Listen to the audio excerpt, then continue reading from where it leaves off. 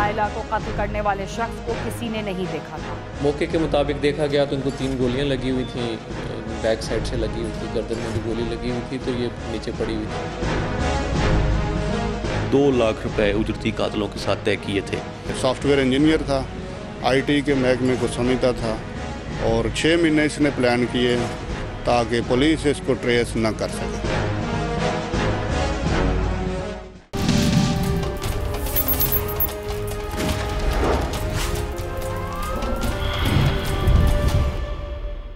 शादी के बाद जो अफराद नई जिंदगी का आगाज करते हैं वो एक दूसरे से अच्छी तरह वाकिफ होते हैं, मगर एक दूसरे के मिजाज और अच्छाई बुराई को समझने में काफी वक्त लग जाता है। इसीलिए कुछ शादियां कामयाब भी होती हैं और कुछ ज्यादा देर तक नहीं चल पाती।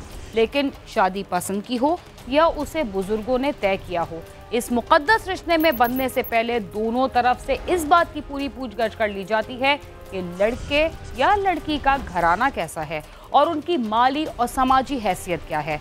मौजूदा दौर में और इससे कबल भी तालीम, सेहत और किरदार जैसी खूबियों के बजाय शादी करते वक्त कुछ घरानों में ये ज़रूर देखा जाता है कि लड़की या लड़के की माली हैसियत क्या है, और जो लोग दूसरी खूबियों के बजाय लड़की या लड़के के ख़ानदान में माल और दौलत की तलाश शुरू कर देते हैं, उनकी ज़िंदगी सिवाय परेशानियों के उन्हें और कुछ भी नहीं दे पाती।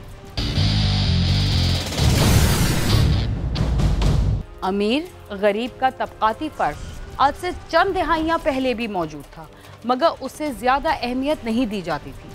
मौजूदा दौर में जहाँ दीगर बुराइयाँ उरूज पर हैं, वहाँ ये फ़र्क भी बहुत ज़्यादा बढ़ गया है। अगर तबकाती फ़र्क से नज़र बचाकर कोई रिश्ता कायम कर लिया जाए तो कुछ अरसे के बाद ये फ़र्क अपना रंग दिखाने लगता है और घरेलू नाचाकी का ना ख़त्म होने वाला सिलसिला शुरू हो जाता है। लेकिन छोटे मोटे घरेलू झगड़े और नाचाकी तो हर घर में ही होते हैं, जिन्हें ख़त्म करने के लिए घर के बड़े बूढ़े अपना किरदार अदा करें तो उनको फौरी ख़त्म किया जा सकता है, मगर उनकी तरफ से भी सख्त मोहरी दिखाई जाए तो हालात हाथ से निकल जाते हैं। हाफजाबाद के थाना सिटी के इलाके में भी जुर्म की एक ऐसी वारदात पेश आई जिसमें अमीर गरीब का तबकाती फ़र्क और घरेलू नाचाकियों की वजह से एक माँ के साथ उसके 3 साल के बच्चे को भी इंतहाई खौफनाक सूरत हाल का सामना करना पड़ा। इसके बारे में हम आपको बताते हैं।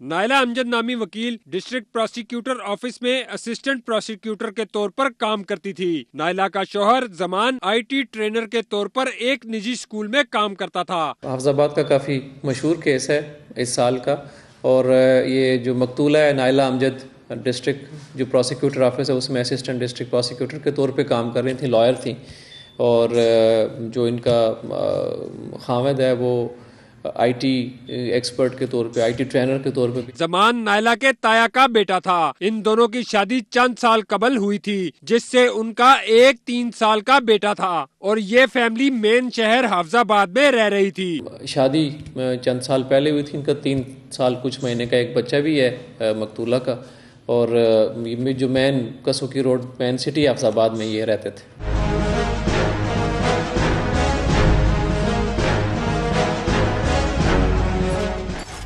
फारिग वक्त में नायला जिम भी जाया करती थी। उस रोज जब नायला जिम जाने के लिए तैयार हुई तो उसके खाविंद ने उससे कहा कि उसे गैराज में खड़ी गाड़ी बाहर निकाल कर देता है, जिस पर नायला बाहर खड़ी हो गई। इसी दौरान किसी ने उसे गोलियां मारकर हलाक कर दिया और कातिल साथ वाली गली से निकलकर फरार होने में कामयाब हो गया। नायला रोजाना वर्जिश के लिए जिम जाया करती थी। उस रोज भी जिम जाने के लिए निकली थी। जब उसके शौहर ने कहा कि वो गाड़ी निकाल देगा, उसने नायला को गाड़ी निकाल कर दी। नायला की गाड़ी निकलने के बाद जब वो घर से कुछ दूर पहुंची तो उसे गोलियां मार दी गयी। तकरीबन 6:55 की बात है, 11 जनवरी को इस साल की। पुलिस को कॉल मिली थी कि इस तरह से कसुकी रोड पे कुछ फायरिंग की इत्तला है, तो पुलिस मौके पे पहुंची तो पता चला कि ये जो हमारी असिस्टेंट डिस्ट्रिक्ट प्रोसिक्यूटर है, इनको किसी ने फायरिंग करके कत्ल कर दी। ये मैडम नायला जो है ये वर्जिश करने जाती थी जिम, तो ये सुबह निकली है 6:45 बजे के करीब घर से वर्जिश करने के लिए, तो रास्ते में इसको फायर करके किसी ने गोलियां मार दी। नायला को अस्पताल भेजा गया मगर वो रास्ते में दम तोड़ गई। कत्ल करने वाले साथ ही गली से फरार हो चुके थे और उनको किसी ने नहीं देखा था। ये अंधे कत्ल की वारदात थी जिस पर पुलिस ने मौके पर पहुंचकर मौके से शवाहिद जमा किए और तफ्तीश का आगाज किया। मौके के मुताबिक देखा गया तो उनको 3 गोलियां लगी हुई थी, बैक साइड से लगी हुई थी, गर्दन में भी गोली लगी हुई थी, तो ये नीचे पड़ी हुई थी। तो इस तरह से ये तकरीबन 6:55 पे और फिर कुछ मुख्तलिफ इतलात थी वहाँ पे कि कोई मोटरसाइकिल पे मार के भाग गया। कोई क्लियर बात नहीं थी बट डेड बॉडी इनकी मौके पर पड़ी हुई थी जिसको फिर पुलिस ने वहाँ पे कॉर्डन करके सारा फॉरेंसिक एविडेंस उसका इकट्ठा किया। तो मौका पर पहुंचकर टीमों ने जो है वो फोटोग्राफी की। फोटोग्राफी करने के बाद वहाँ से खाली खौल चलीदा जो हैं वो 3 कलेक्ट किए और वहाँ से रुई खून आलूद और एक स्कार्फ जो है ना खून आलूद वहाँ से कलेक्ट किया।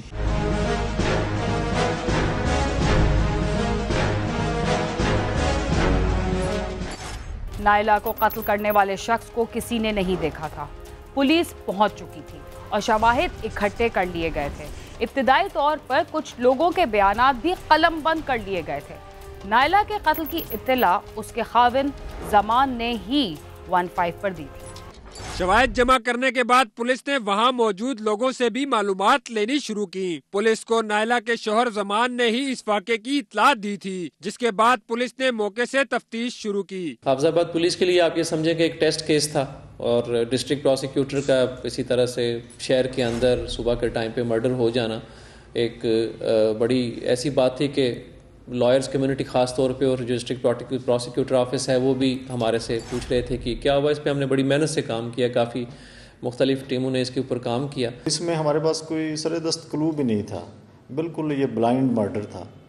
तो इसमें जब मौके पे पहुंचे हैं हम तो उसका जो हस्बैंड है उसके कुछ बयानात में तजाद नज़र आया जो बार बार पुलिस को लीड देने की कोशिश कर रहा था कि ये नायला प्रोसिक्यूटर किसी खतरनाक केस की वजह से मारी गई है। पुलिस को मौके से खून आलूद रुई, स्कार्फ और एक गोली का खोल मिला था। अंधा कत्ल होने की वजह से आईटी की मदद लेनी पड़ी और साथ ही इस जगह की जियो फेंसिंग भी कराई गई ताकि कातिल के सुराग में मदद मिल सके। बेसिकली इसमें पहले तो शक गुजरा मकतूला के खाउंद पे, तो जब उसका सारा वो प्रोफाइल चेक किया गया, उसके टेलीफोन नंबर्स वगैरह चेक किया गया तो उनमें से बादियो नज़र में अपीरेंटली तो कुछ नज़र नहीं आ रहा था। उसमें पुलिस को बड़ा गहराई में जाना पड़ा, जियो फेंसिंग की मदद लेनी पड़ी और बड़ी बारीक बीनी से साइंटिफिकली इसको देखा तो कुछ चीज़ें हमें सॉलिड प्रूफ के साथ मिल गई जिनको फर्दर हम आगे लेके गए तो हमें मालूम हुआ कि ये तो कोई उजरती कातिल है और एक गैंग है जिसके साथ ये वाबस्ता है, टेलीफोनिकली भी वैसे भी। तो इस हवाले से हमने उसको डिग आउट किया तो वो कातिल भी सामने आ गए और उसके मुआवन भी सामने आ गए और इसका अपना किरदार भी खुल के सामने आ गया।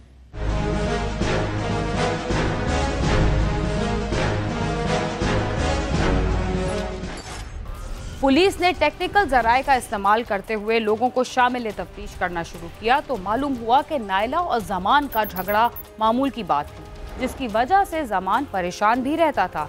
इसी बात पर पुलिस ने जमान को भी शामिल तफ्तीश कर लिया था।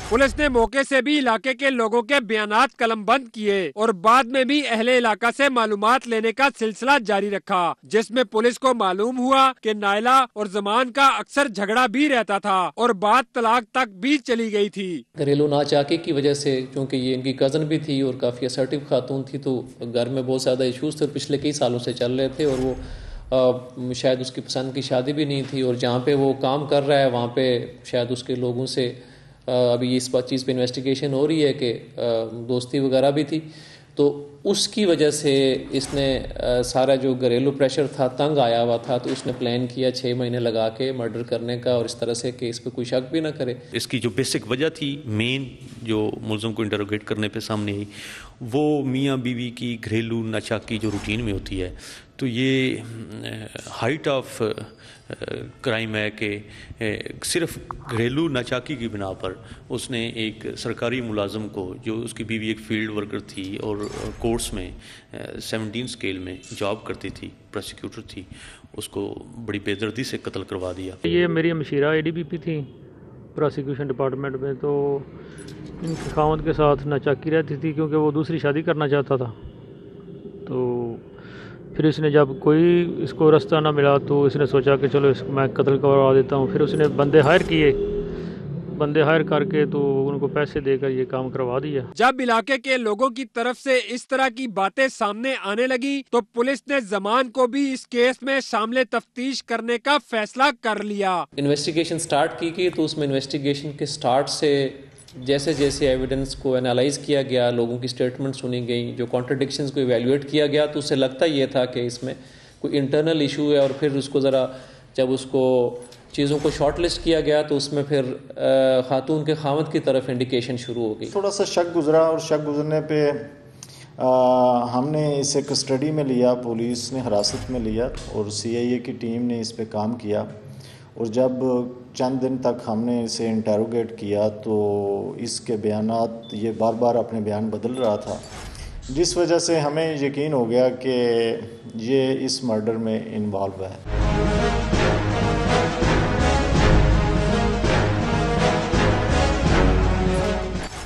अपने घर में कत्ल होने वाली खातून का नामालूम कातिल इंतहाई आसानी से फरार हो गया था और ये भी पता नहीं चल रहा था कि उसे क्यों कत्ल किया गया।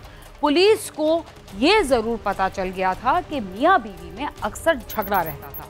पुलिस की तफ्तीश में मजीद जो बातें सामने आई हम आपको उनके बारे में भी बताएंगे, मगर यहाँ वक्त हुआ एक मुख्तसर से वक्फे का, जिसके बाद हम दोबारा आपके साथ होंगे। तब तक आप समा के साथ रहिए।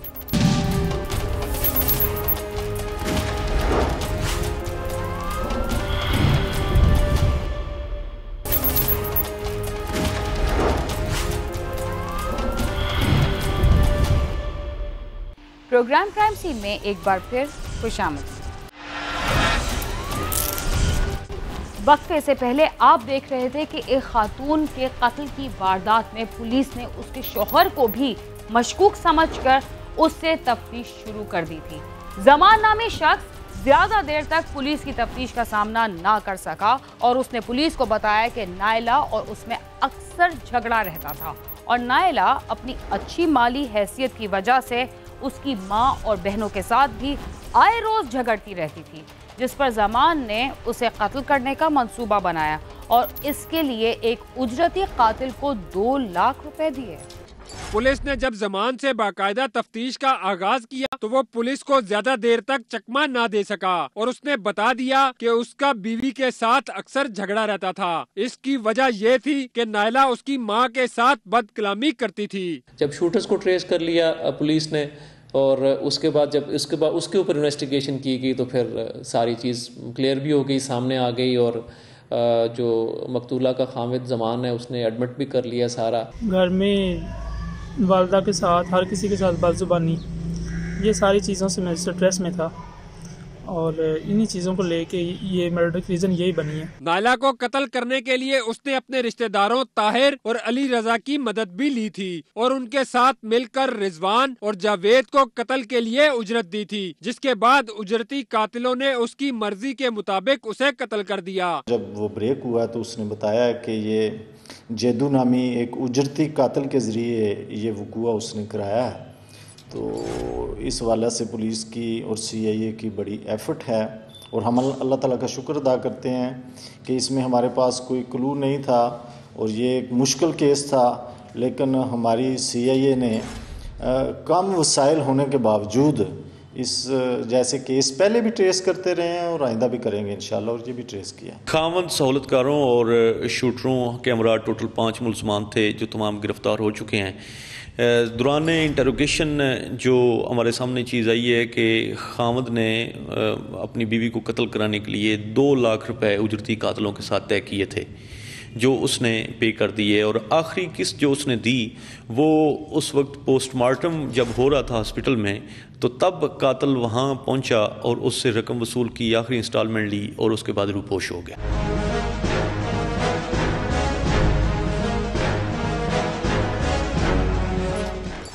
उजरती कातिल की गिरफ्तारी के बाद जमान के जुर्म की भी तस्दीक हो गई कि उसने खुद अपनी बीवी को कत्ल करवाया है, और ये भी पता चल गया कि उसके बाद जमान दूसरी शादी करने का मंसूबा भी बना चुका था, मगर वो इंतहाई आसानी से कानून के शिकंजे में आ गया। पुलिस ने जब उजरती कातिलों को गिरफ्तार कर लिया तो जमान के बयान की भी तस्दीक हो गई। जमान नाइला को कत्ल करने के बाद दूसरी शादी करना चाहता था, इसलिए उसने कत्ल की प्लानिंग 6 माह कबल की थी। IT से मुंसलिक होने की वजह से पुलिस को जमान के पकड़ने में मुश्किलात का सामना भी रहा। जब उनका एनालिसिस हमने स्टार्ट किया तो वो काफ़ी कॉम्प्लिकेटेड था, इस तरह से कि जो बाद में रिवील भी हुआ इन्वेस्टिगेशन में, फर्दर इन्वेस्टिगेशन में, कि जो उनका खामद है वो एक IT एक्सपर्ट था, और उसने जो ये मोबाइल्स, कॉल्स, कॉल एनालिसिस, सारा जो डिटेल्स होती हैं उसको अच्छी तरह से सोच समझ के सारा प्लान करके 6 महीने लगा के ये सारा काम किया था। और यहाँ तक था कि उसने जो शूटर्स हैं जो उसने पैसे दे के अरेंज किए हुए थे, उनसे रब्ता भी काफ़ी अर्सा पहले डिस्कनेक्ट कर दिया था, और इवन मर्डर की डेट तक ओपन रखी हुई थी कि आप किसी भी दिन कर दें। तो ये इतना प्लान्ड मर्डर को ट्रेस करना काफ़ी कॉम्प्लिकेटेड होता है, बट समहाउ हमारी जो IT एक्सपर्ट्स थे, जो हमारे जो टेक्निकल इन्वेस्टिगेशन के एक्सपर्ट थे, उन्होंने कुछ नंबर के कनेक्शन डेवलप किए और उसको चीज़ों को शॉर्ट लिस्ट करते करते वो शूटर तक पहुंच गए जिसका क्रिमिनल रिकॉर्ड भी था, तो उसको ट्रेस किया। ये कातिल बड़ा चालाक था, खुद भी IT प्रोफेशनल है, तो इसने बड़ा मैनेज किया हुआ था कि अपने मोबाइल जो सिमें इस्तेमाल करता रहा वो इसने महीना पहले बंद कर दी थी। तो इसने पूरा मैनेज किया हुआ था कि पुलिस को किसी तरह से कोई क्लू ना मिल सके। लेकिन बहरहाल ये पूरी हमारी CIA का प्रोफेशनलिज्म है और वो इस काबिल हैं कि ऐसे मुश्किल केसेस को भी ट्रेस कर सकें। जमान ने 6 माह कबल तमाम इंतजामात करने के बाद अपने वो राब्ते और नंबर खत्म कर दिए जिनसे ये प्लानिंग की गई थी। उजरती कातिलों को भी उसने टाइम बता दिया था कि ये वारदात कब करनी है। इसने शूटर अरेंज की अपने कुछ रिश्तेदारों की मदद से, जो इसके कज़न भी हैं, और उसके आगे और दोस्त के साथ मिलकर इन्होंने हेल्प लेके शूटर को अरेंज किया और उसको पेमेंट करके उन्होंने ये सारा काम करवाया। तो ये सारी चीज़ इस तरह से टेक्निकल कनेक्शंस की बुनियाद पर ट्रेस होके फिर बाकी फर्दर एविडेंस जो हुआ, वेपन ऑफ ऑफेंस पे रिकवर हुआ और सारा इस तरह से ये केस मुकम्मल हुआ। तो इस केस में अब सारे जो मुलजमान पूरा जो इसमें इन्वॉल्व थे वो अरेस्ट हो चुके हैं, और इसके अलावा बाकी जो सारा रेलेवेंट एविडेंस है वो कनेक्ट हो चुका है, फॉरेंसिक एविडेंस भी इसमें कनेक्ट हो चुका है, और जल्दी हम इंशाल्लाह इस केस को कोर्ट के हवाले कर देंगे ताकि इसके ऊपर समाअत स्टार्ट हो सके। पुलिस भी ये बात मानती है कि बीवी को कत्ल करने वाले जमान ने कमाल महारत के साथ इस कत्ल की मंसूबाबंदी की थी, जिसकी वजह से पुलिस को भी मुश्किलात का सामना करना पड़ा। लेकिन इतनी अक्लमंदी दिखाने के बावजूद जमान अपनी बीवी को कत्ल करने के बाद अपनी मर्जी से जिंदगी न गुजार सका और कानून के शिकंजे में आ गया। जमान अब जेल की सुलाखों के पीछे है। रिपोर्टर बिलाल अकबर और कैमरा टीम के साथ नईम जजुआ, समा, हाफजाबाद। अपने करीबी अजीजों, रिश्तेदारों या मियाँ बीवी को किसी वजह से कत्ल करने वाले ये बात भूल जाते हैं कि जब इस सिलसिले में तफ्तीश का आगाज होगा तो सबसे पहले उन्हीं लोगों को शामिल तफ्तीश किया जाएगा जो उसके आसपास या इंतहाई करीब रहते थे, और कत्ल की वारदात को किसी तरह भी नहीं छुपाया जा सकता। इसके साथ ही क्राइम सीन अपने इख्तिताम को पहुंचता है। अगर आप हमसे रब्ता करना चाहते हैं तो हमारा पता है cs@sama.tv। इसके अलावा आप YouTube, Facebook और Twitter पर भी हमसे रब्ता कर सकते हैं और हमारा प्रोग्राम भी देख सकते हैं। वीना खान और क्राइम सीन की टीम को इजाज़त दीजिए और देखते रहिए समा।